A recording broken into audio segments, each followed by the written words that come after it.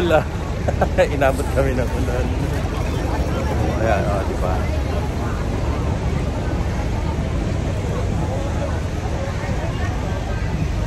Ayan, ulan pa more. O, kaway-kaway. Alexa, kaway.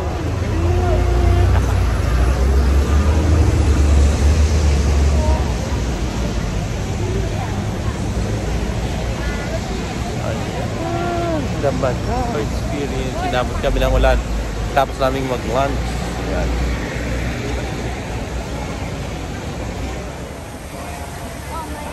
Ano to? Ano sabi niya? Senado Square?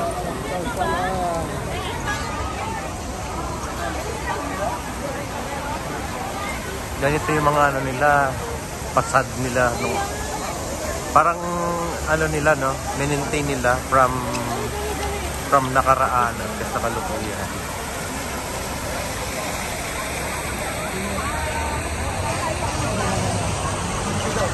Parang the ruins lang.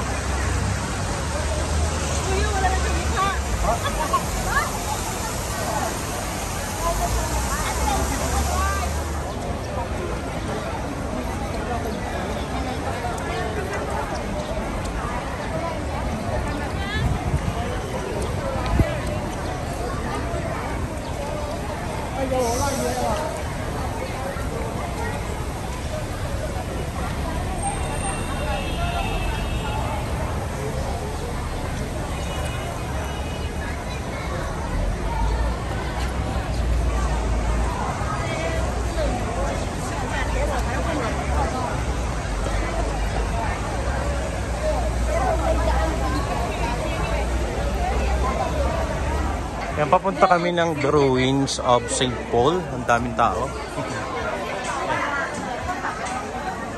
Gusto ko malaman kung sinong St. Paul ba ito. St. Paul. Oo, marami. Malalaman natin mamaya. Aalamin ko kung sinong St. Paul ito. Kasi isa lang alam kong St. Paul yung sa Bible Maging obvious ka. Yan, nakikisiksik kami. Hindi pa ako nakatanggal ng aking raincoat. Sa Taiwan, ganito din yung ano nila. Ayun na pala, malapit na ako.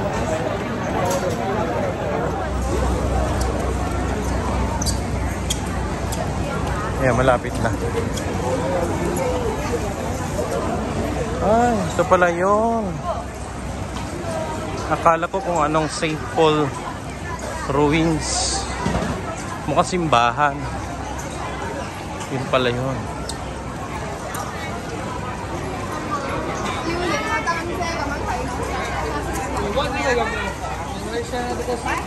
Gusto ko siya makita hanggang dun sa likuran.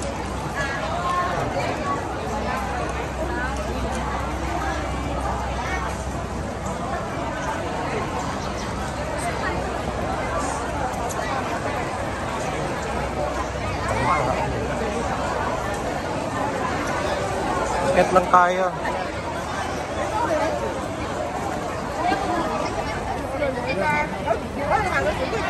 Ano pala yun? Sabi nila, simple. Ang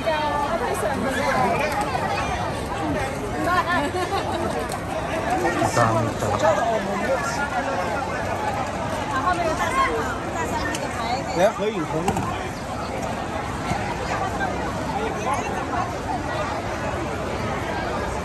Bakit maraming tao? Bakit maraming tao? Oo. Ano? Gusto niyo punta ron? O? Antayin niyo ako rito. Gusto ko lang makita ko anong meron sa kabila. Oo, sige. Sige. Ikaw gusto mo ha? Antayin niyo ka na dito. Gusto ko lang makita anong meron sa kabila. Sige. Oo. Gusto ko lang makita anong meron sa kabila. Bakit ang dami gabing tao dito? Eh, mukhang hindi naman sila Catholic. Oh.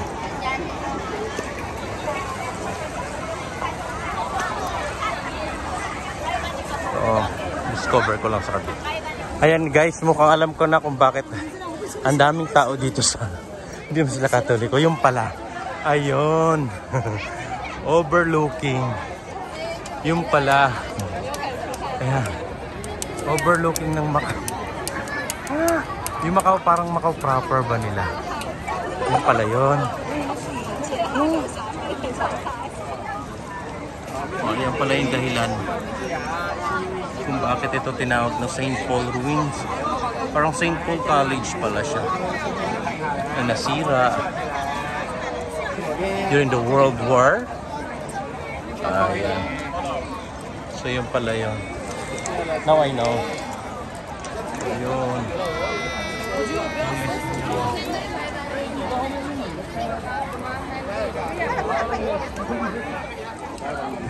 Curious lang ano kaya ito. Mamaya titingnan ko ba si binabasa. Basahin natin mamaya. Ano kaya ito? Ano yung mga kabaong?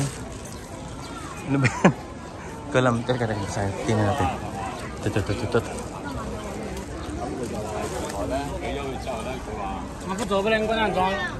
Ito yun, ito. Ah, parang libingan. Tama ba ko, Alexa? Ay, ewan ko. Hindi ko maintindihan. Anong meron? Ano siya? Hindi ko siya maintindihan eh. Ano? Nave lateral. Or naveros. Ano yan? Libingan? Side 9. Ah, libingan nga. Ayan o. Tombs, division of the aisle showing probable location of columns remains. Ah, yung mga... nung nagkagera, ito yung mga libingan ng mga namatay dito during the war. So ayun pala yun. O yung tingnan natin na meron doon. Tapos baba na tayo. Just for the info.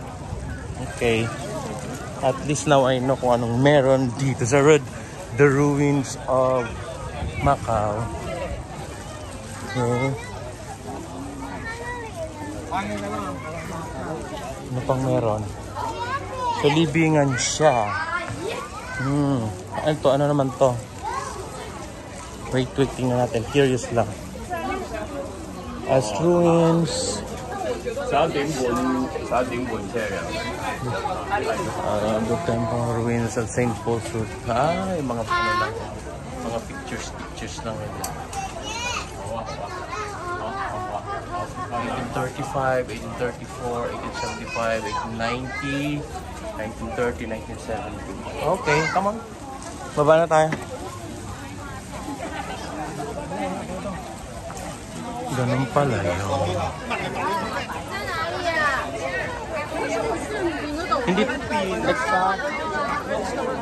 Hindi talaga sa simbahan. No?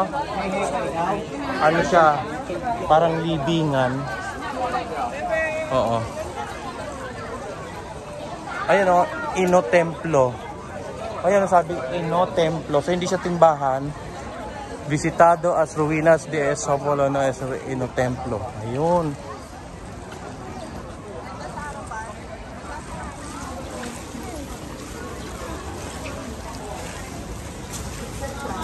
So yun pala yun. Tapos dito kita yung ayun.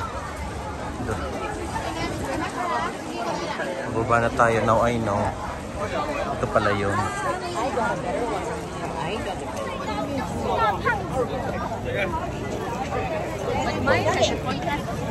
Excuse me.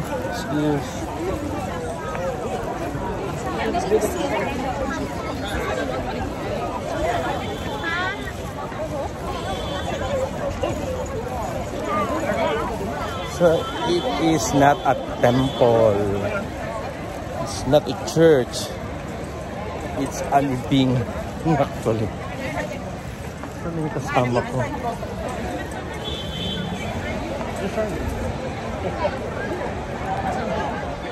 Alexa, bilisan mo.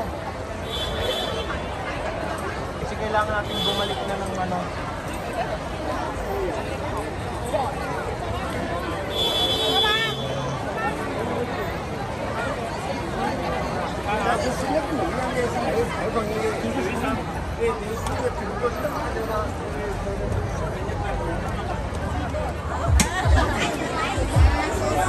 Ayan, ice cream nila dito, Macau style po. Oh, ayaw ibigay. Oh!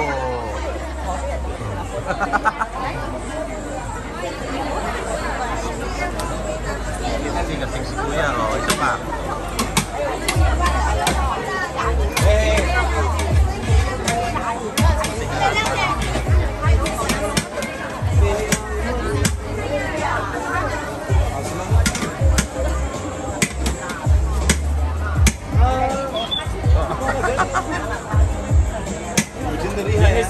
Pag nakuha, hindi ko rin. Ano ba yan? Ah! Ayun. Dami oh, pinisilahan oh. Okay na tayo dyan. Bye, Kuya. Yan yung lock na sinira namin kanina.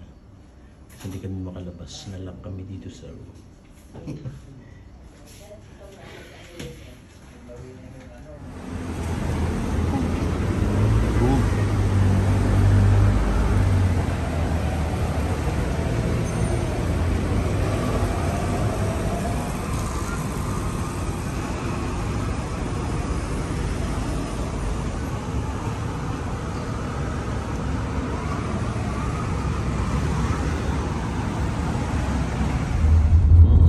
Ilang years ka na dito, Kuya? 7 years na, tagal na. Galing nilang mag-isip. Tsaka ang bilis nilang Yung magawa asawa ng na rin dyan. structure. Anak, nasa Pilipinas ako sa Subo. Kita ba rin? Kita. Tuwing ganyan, ilang years kung buwi. Sabi ko na mga buwi. Grabe, may tulay na doon. Ito pa na siya. Canadian Tower.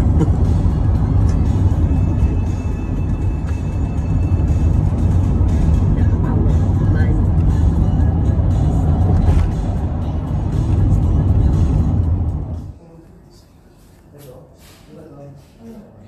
Ay, yung iba kong baso.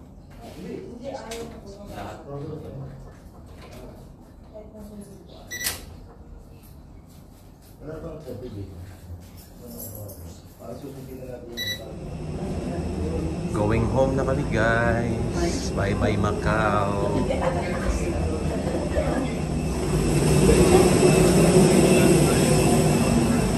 Magandang gabi, sir. Wow.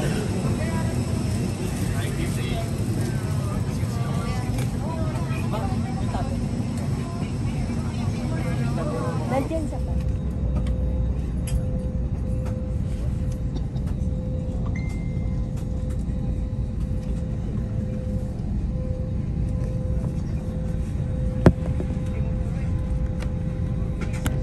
Charging cables from the in-seat power outlets during taxi, takeoff, and landing. In addition, please do not charge any electronic devices including power banks during this time.